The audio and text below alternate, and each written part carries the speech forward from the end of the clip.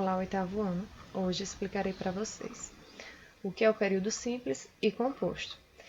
Nas aulas posteriores, nós iremos observar mais a fundo o que é o período composto.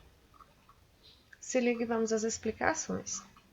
Nós, antes, teremos que voltar a um conteúdo que vimos ano passado. Acredito que vocês lembram a diferenciação entre frase, oração e período.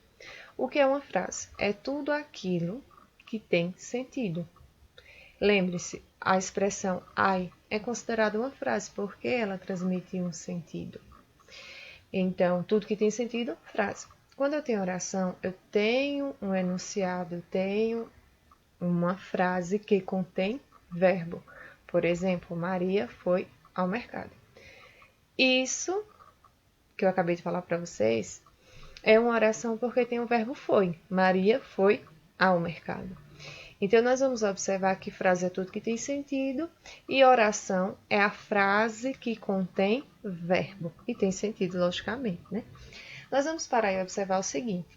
Como é que eu sei quantas orações tem em uma frase, em um enunciado?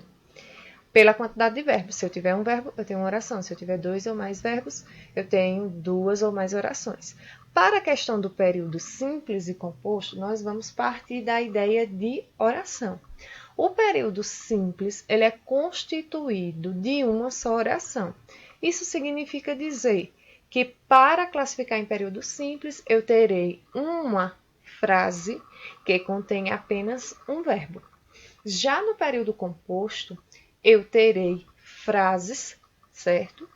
Duas ou mais orações.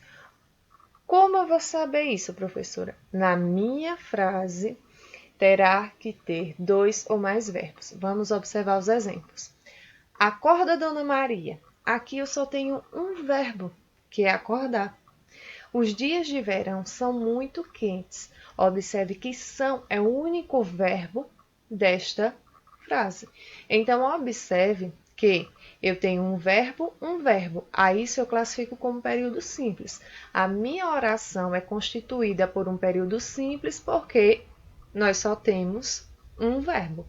Quando eu tenho um período composto, eu tenho uma oração formada, aliás, eu tenho na frase duas ou mais orações. Ele canta e dança muito. Canta é verbo e dança também. Observe que eu tenho dois verbos, então eu tenho duas orações formando um período composto. Não sei quantos batons havia na caixa.